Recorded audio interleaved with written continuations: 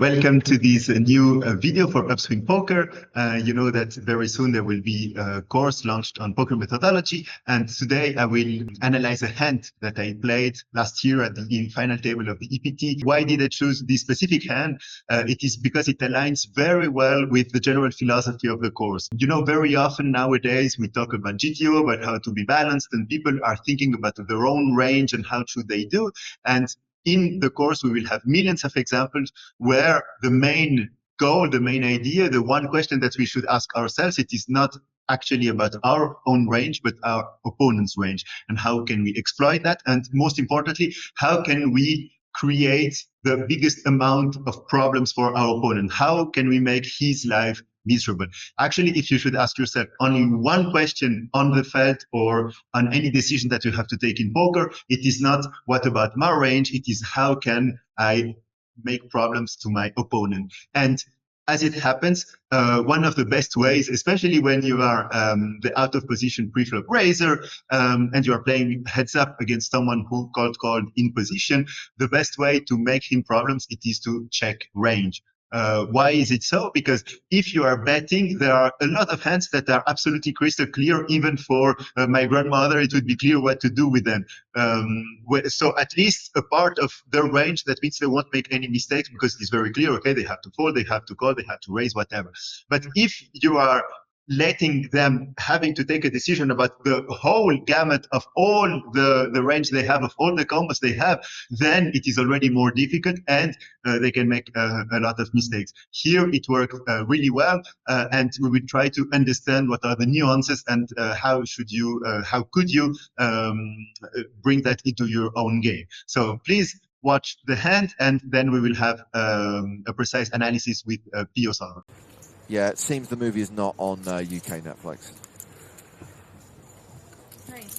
Vuilleumier has decided to open King Queen off from UTG. But I do like the fact that I searched for dog on Netflix and one of the top hits was Inside the Mind of a Cat. No wonder you're losing subscribers. Oh, that's brilliant. Okay, A7 suited for Doherty in position on the button. Just checking how many bigs, how many chips the UTG opener is going to have in this scenario. Vuilleumier has about 34 big blinds behind. That's after he puts in this raise. I'm assuming A7 calls here. This is a pretty common sort of call button scenario. A lot of these suited ace combos are very nice to play from position.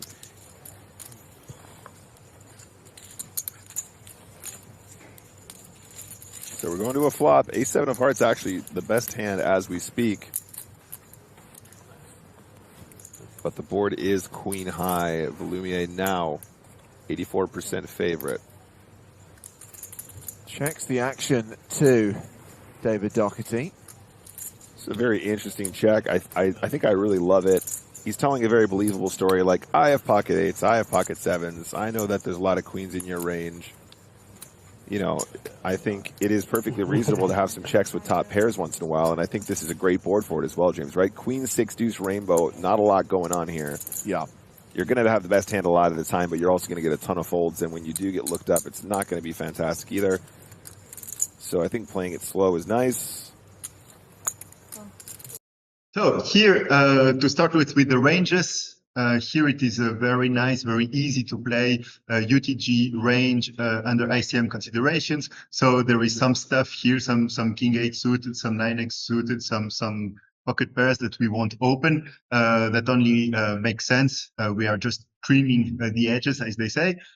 So that is great. And on the other side of the spectrum, button called, he 3-bets some the best stuff, but not even all the pocket queens or pocket jacks against the UTG range. He doesn't want to go completely bananas.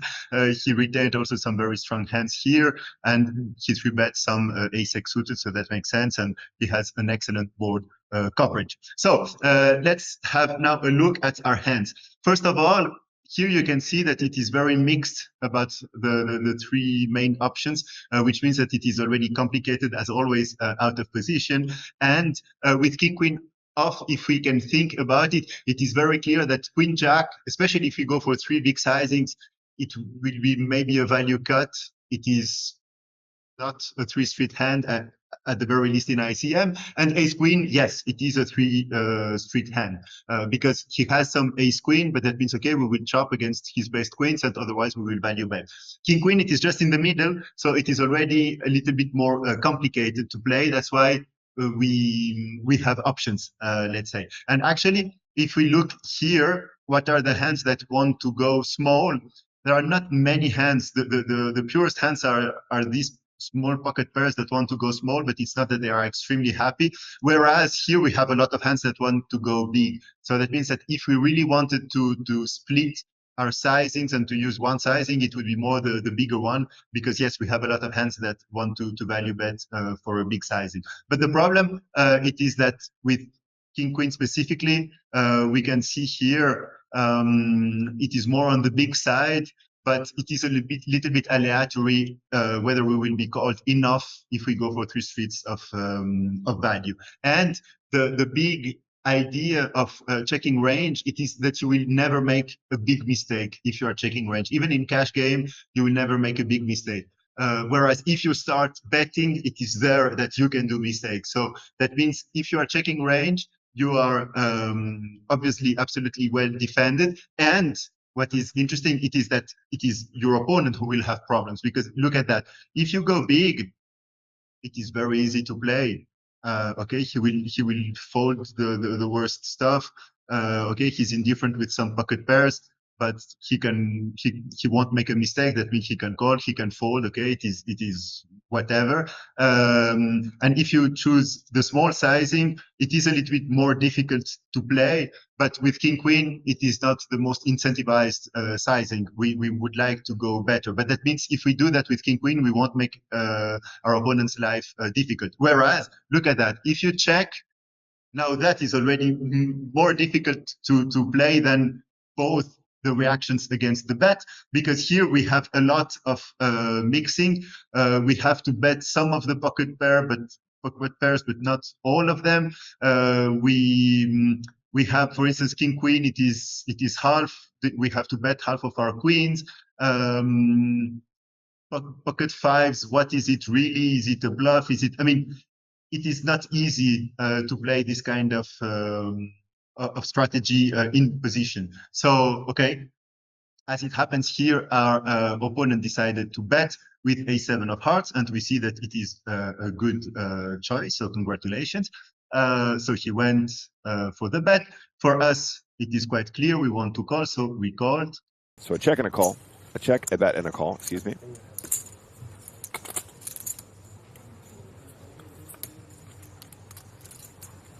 So no heart on the turn, no flush draw for Doherty.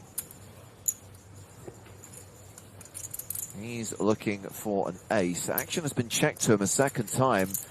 So Doherty made 105,000 on the flop. Think he fires again, Nick, as his equity kind of diminishes? I absolutely love the fact that Vuilleumier has a check in this situation, and I think it's very easy for aggressive, capable players to level themselves into trying getting pocket fives to fold, pocket sevens to fold, that kind of thing. Even a hand as strong as pocket tens. If he puts in a big enough bet on the turn here, I think he might actually convince some of those to fold. And given the fact he's played his hand in a more unconventional manner with a top pair check, I really think that he's going to go for it, and here he does anyway. 250K. I think there's about a 0.0000% chance he's folding. Makes the call. Now we are in the checking mode, so okay, we will disregard these small leads. So we check, and here it is quite incredible. Actually, during the game, I thought that it was a little bit funky when I saw a 7 of hearts, but actually the computer does that. So congratulations to my opponent to have found this barrel, even if it is only half the time. But you see that it is very easy when you go that route to go too much. Why should you go with a7 but less with ace9? what are you really hoping to achieve with A7 and not with A9?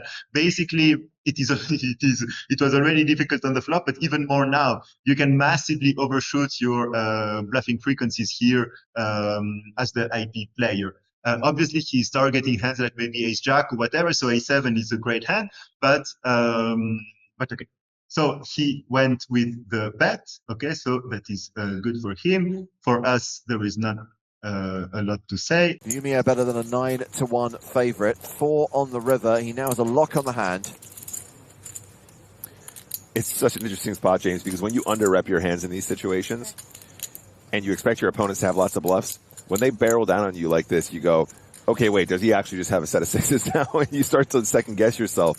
So sometimes in situations where you do have traps, you have to be brave. In any case, because he didn't bet the flop, it means the size of the pot was somewhat controlled. Regardless, I think Vuilleumier in this situation, he's got about 1.6 behind. Pot is 1.1, so Doherty might just empty the clip here. He does. So this is a bet into a pot of 1.13 million of 700,000. It's chunky. And Vuilleumier has to decide whether to call with just a queen. I mean, it's top pair. And he's under-repped his hand. You know, James, he's absolutely under-repped his hand at this stage, so I just don't see how he's going to get away when his opponent can have so many bluffs here. That's not to say he won't have value some of the time, but he's put him in a tough spot, regardless Yes. of the call or not. This is not an easy situation, even though he does have a very strong hand in this scenario. But being under-repped, I think he has to call. Makes the call, shows him the good news. So we check, and here he found, okay, it is really a shred of A7 of hearts, but he found the bet with that. So congratulations to him. And obviously it was a very easy call, and congratulations to us. Okay, so here it is very interesting. There are a lot of takeaways of this hand. First of all, you should always have at least as a backup the option to check range as an OVPFR. Even in cash game, it is good, but also obviously if you are playing in ICM in a final table and you don't exactly know, it will always be fine to checking range. Why? Because the possibility to make a mistake is less when you are checking range, especially in ICM where you're supposed to bet less and for smaller sizing. The difference in EV regret, as they say, will be smaller. Whereas the cost of betting big, for instance, a hand that you shouldn't, can be absolutely a catastrophe. So that is one option. Obviously, you are welcome to continue your strategy and to split your sizing out of position. It is absolutely perfect. But that means this one is always great. And even more, if you are trying to understand how your opponent should react. Because it is always more difficult to have to create 100% of the strategy when you have 100% of the hands at your disposition. Whereas if you just have to react against a bet, some of the percentage of the time it will be just ABC, and you will know what to do. So that one is important, and we will see in the course our whole strategy basically will be centered around this idea of causing problems to our opponent. And like this, it is something like maybe a new way of thinking about poker. It is not the boring one. Okay, I am a good student and I have watched a little bit of videos and I have worked a little bit with Bio or whatever, and I'm trying to balance my range or whatever, which can feel a little bit lonely and a little bit like a psychopath. You know, the guy who punts it off against someone who never bluffs, but he says, no, but I was right because I did, as Pio said, as Pio would have played against Pio, but obviously not. So where you're thinking about your opponent, it is more interesting, it is more creative, and at the end of the day, and that is the most important, it is more plus EV, because if you are making him having troubles finding a strategy. He will make mistakes, you won't, and like this you are one move ahead. If you know you have already foreseen everything that might happen, and he is already in a trap, if you like, and he doesn't know it. So that is what we will study in the course. If you are interested, please just put your email in the link below, and on the day of the launch you will be just informed by email, and then you can take the decision whether you want to buy this course or not.